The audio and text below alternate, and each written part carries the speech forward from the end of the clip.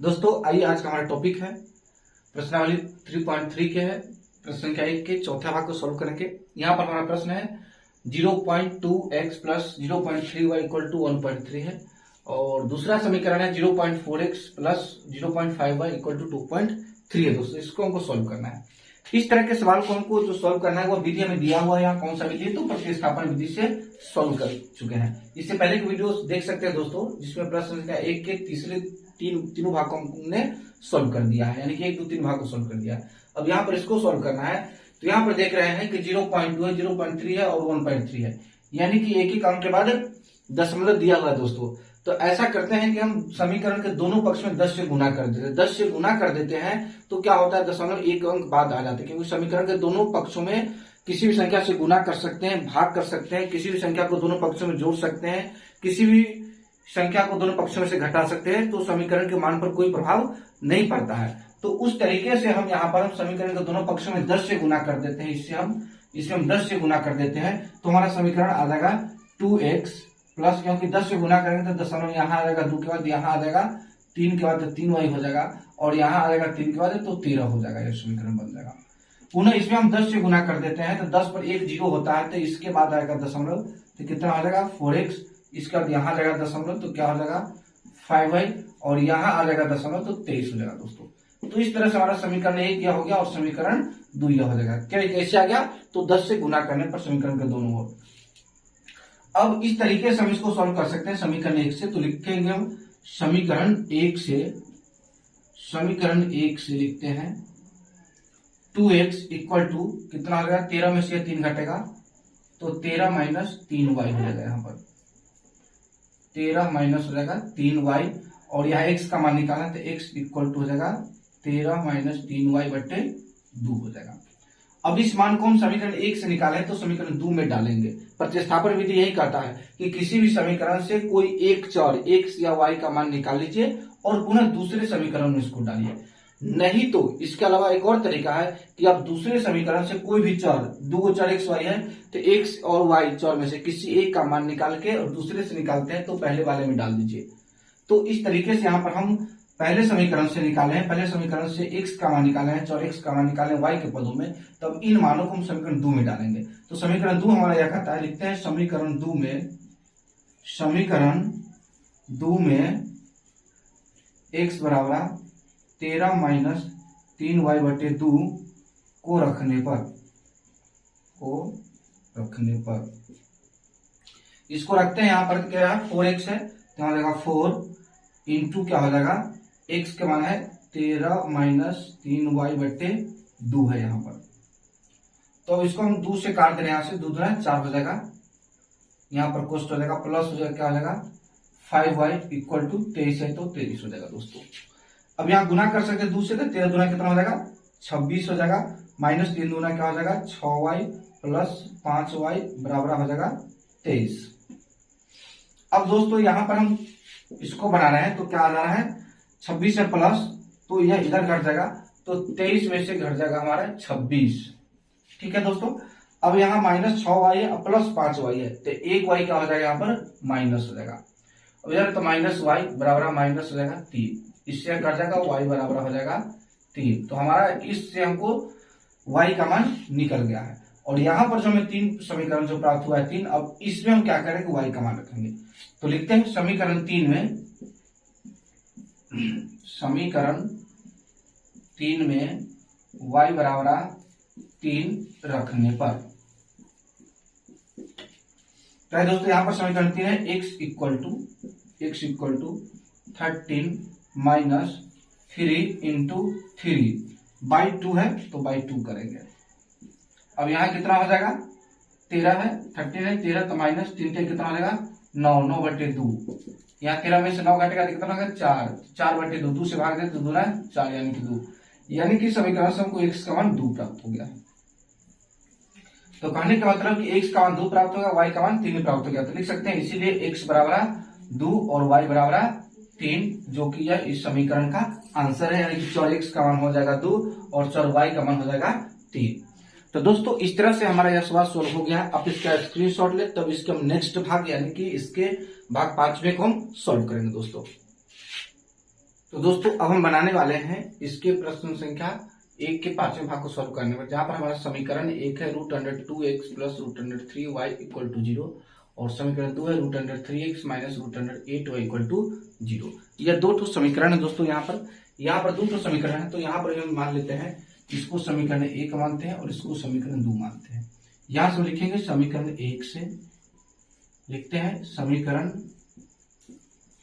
1 से क्या हो जाएगा, हमको 2x लिखते हैं √2x इक्वल टू हो जाएगा 0 है तो यह इस तरफ चल जाएगा तो माइनस हो जाएगा 3y √3y। अब x का मान निकालना है तो x बराबर हो जाएगा माइनस √3y बटे यह 2 हो जाएगा। अब इसको हम यहाँ पर समीकरण 3 मान लेंगे। अब इस मान को हम समीकरण 1 में समीकरण 1 से निकाले हैं तो समीकरण 2 में यानी कि चर x के मान रखेंगे। प्रतिस्थापन विधि से ही होता है, समीकरण 1 या 2 से किसी से एक चर का मान निकाल लेते हैं और दूसरे समीकरण इसको डालते हैं। तो यहाँ पर हमने 1 से निकाला है तो इसमें हम समीकरण 2 में डालेंगे। यहाँ पर तो लिखते हैं समीकरण 2 में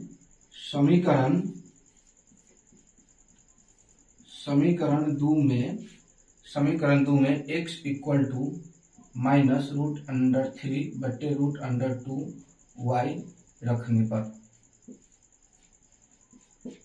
इतना रखने पर इसको भी इसमें रखते हैं यहाँ पर है तो √3 हो जाएगा। यहाँ पर क्या हो जाएगा √3 और x का मान दिया हुआ है यहाँ पर माइनस √3 बटे 2 इंटू वाई, इधर है minus 8y √8y equal to है 0।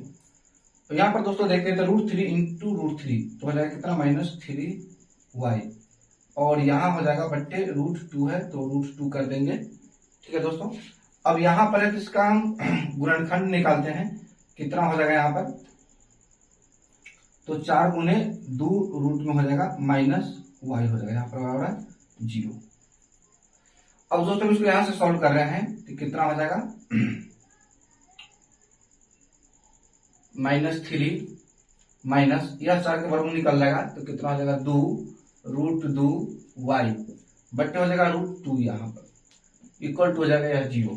इसको गुणनखंड निकालिए है 4 दूना 8, अब 4 दूना 8 किया तो 4 के वर्गमूल निकालिए है 2 यहाँ पर √2 में तो √2 हो गया। अब इसको बट्टा करके जोड़ करेंगे तो √2 रहेगा यहाँ पर इक्वल टू 0। अब √2 से 2 में एक मतलब लगेगा 1 गुने तो -3y हो जाएगा और यहाँ -2 है √2 में √2 से यहाँ इस रूट से उसमें गुना होगा तो पुनः हो जाएगा 2 और y तो -3y -4y बट्टे हो जाएगा √2 इक्वल टू 0। अब 0 से इसमें गुना करेंगे तो कितना हो जाएगा, इधर हो जाएगा -7 इधर हो जाएगा 0। अब y बराबर हो जाएगा 0 बट्टे -7 तो इक्वल टू हो जाएगा 0, यानी कि y के मान निकल गया कितना 0। अब इस मान को हम समीकरण 3 में रखते हैं तो y इसका x का मान भी 0 हो जाएगा। दोस्तों क्या लिखते हैं समीकरण 3 में y इक्वल टू 0 रखने पर समीकरण 3 जो कि समीकरण 3 यहाँ पर दोस्तों दिया हुआ है x इक्वल टू कितना दिया है √3 बट्टे √2 और यहाँ पर y है यहाँ माइनस है। अब यहाँ माइनस √3 बट्टे √2 में 0 से गुना करते हैं तो क्या आ गया 0, यानी यहाँ पर x का मान क्या आएगा 0, यानी कि समीकरण में x और y दोनों का मान क्या आ जाता है 0। तो दोस्तों इस तरह से हमारा यह समीकरण सॉल्व हो गया, प्रतिस्थापन विधि से सॉल्व हो गया। आप पहले इसका स्क्रीनशॉट लें ताकि अब हम इसके अंतिम भाग को यानी कि छठे भाग को सॉल्व करेंगे। दोस्तों अब हम पढ़ने वाले हैं प्रश्न संख्या 1 के छठे भाग को, जो कि हमारा समीकरण इसमें 1 है 3x बटे 2 माइनस 5y बटे 3 बराबर -2 और यहाँ समीकरण 2 है x बटे 3 प्लस y बटे 2 बराबर 13/6 है यहाँ पर। अब दोस्तों यहाँ पर बट्टा है तो इसको हमें को प्रतिस्थापन विधि से बनाने में समस्या यहाँ पर हो रही है कि यह बट्टा है तो इसमें जोड़ घटाव करने में मुश्किल होगा, थोड़ा सा मुश्किल हो सकता है। तो इस तरह के सवाल को हम इसको चाहे तो बट्टा हटा भी सकते हैं। बट्टा हटाने की एक तरीका यहाँ पर यह है कि आप इसमें के जो हर में जो संख्या है उसका एलसीएम ले लें।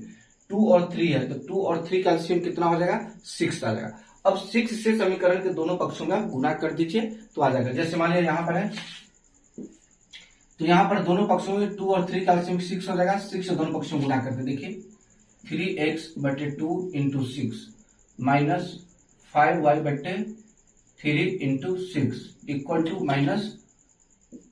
में 6 से गुना हो जाएगा। अब इससे गुना करते हैं तो 3 दूना 6, 3 3 9 x हो जाएगा 9x। अब यहाँ 3 दूना 6, 5 दूना 10y हो जाएगा और माइनस 6 दूना 12। यह हो जाएगा हमको समीकरण 1 हो जाएगा दोस्तों। यहाँ पर पुनः यह है, इसमें हम यदि गुना करते हैं, यहाँ भी है 2 3 6, तो इसका लसा निकालेंगे तो 6 होगा। अब इसमें हम गुना करते हैं दोनों पक्षों में, तो x/3 इसमें हमको 6 से गुना करना पड़ेगा, प्लस y/2 इसमें हमको 6 से गुना करेगा, इक्वल टू 13/6 इसमें हमको 6 से गुना करेंगे। 6 से 6 कट जाएगा, 3 दूना 6, 2 3 6, 3 दूना 6, 2 और x में गुना हो जाएगा तो कितना होगा 2x प्लस 3 × y, तो क्या हो जाएगा 3y बराबर इधर हो जाएगा 13। इसको दोस्तों हम समीकरण 2 मान लिए हैं। अब इसमें चाहे तो समीकरण 1 या 2 से x का मान निकालकर समीकरण 2 में हम रख सकते हैं। तो आइए यहां से लिखते हैं हम समीकरण 1 से, समीकरण 1 से x का मान निकालना हमको, तो लिखेंगे 9x equal to -12 plus 10y। तो x बराबर हो जाएगा -12 प्लस 10y बट्टे हो जाएगा या 9, यानी कि इसको हम समीकरण 3 मानेंगे दोस्तों। यानी कि समीकरण से निकाला है तो इधर गया तो प्लस y हो गया है, -12 का जो -12 है, 9 है तो 9 नीचे आ गया। अब इस मान को हम समीकरण 2 में रखेंगे, लिखते हैं समीकरण 2 में, समीकरण 2 में x बराबर -12 प्लस 10y बट्टे 9 रखने पर, 9 रखने पर। अब यहाँ 2 है, 2x है, तो यहाँ क्या करेंगे 2 इंटू x की जगह क्या रखेंगे, यहाँ दिया हुआ है -12 प्लस 10y बट्टे 9। अब यहाँ फिर प्लस है तो प्लस रखते हैं, 3y इक्वल टू 13 है तो 13। अब दोस्तों यहाँ पर हमें गुना करना पड़ेगा, यहाँ पर इससे गुना करना पड़ेगा। तो आइए हम यहाँ पर गुना कर लेते हैं। कितना हो जाएगा 12 दूना 24 हो जाएगा -24 प्लस 10 दूना 20y बट्टे हो जाएगा 9 प्लस यहाँ हो जाएगा 3y इक्वल टू हो जाएगा 13, -24 प्लस 20y 9 3 कितना हो जाएगा 27, यहाँ प्लस हो जाएगा 27y बराबर हो जाएगा 13 बट्टे हो जाएगा यहाँ 9। अब दोस्तों यहाँ पर इससे गुना करेंगे, 13 9 कितना हो जाएगा, इसको जोड़ेंगे तो हो जाएगा -24 प्लस 20 और 7 तो 47 y हो जाएगा, और 9 से इधर गुना होगा तो 13 9 117 हो जाएगा। अब ये इधर प्लस कर देंगे तो कितना हो जाएगा 47 y बराबर है 117 प्लस 24 रहेंगे तो 7 कितना हो जाएगा 11 और हासिल 1 हो जाएगा, या 13 14, 141 हो जाएगा। यहाँ है 47y। अब यहाँ y का मान निकालना है तो y बराबर हो जाएगा 141 में हम भाग देते हैं 47 से, तो यह 3 मरतबे कर देगा, 3 7 7 21 4 12 2 14, यानी कि 3 मरतबे। तो y के मान कितना आ गया यहाँ पर 3 दोस्तों। अब इस मान को हम समीकरण 3 में रखते हैं तो x का मान निकल जाएगा। आइए रखते हैं यहाँ पर x का मान निकालने के लिए, तो x इक्वल टू हो जाएगा -12 प्लस 10 और y का मान कितना 3 है, तो यहाँ पर 3 रखते हैं इंटू 3 बट्टे में 9 है तो यहाँ रखेंगे हम 9, -12 प्लस 10 तो कितना हो जाएगा 30 बट्टे हो जाएगा 9। अब 30 में से 12 घटेगा तो कितना हो जाएगा 18, 18 में 9 से भाग देंगे तो 2 2 9 18, यानी कि x के मान हो जाएगा 2 दोस्तों यहाँ पर। तो इसलिए लिख सकते हैं x बराबर 2 और y बराबर 3, जो कि इस समीकरण का हल निकल जाएगा दोस्तों। तो दोस्तों आप इसका स्क्रीनशॉट लें ताकि आपको कंप्यूटर लिखने में आसानी होगी। तो दोस्तों इस तरह से उम्मीद करते हैं कि आपको वीडियो समझ में आ गया होगा। अगर अभी भी किसी प्रकार कोई दिक्कत है तो आप हमें कमेंट के माध्यम से बता सकते हैं। मिलते हैं एक और वीडियो में, तब तक के लिए दोस्तों जय हिंद।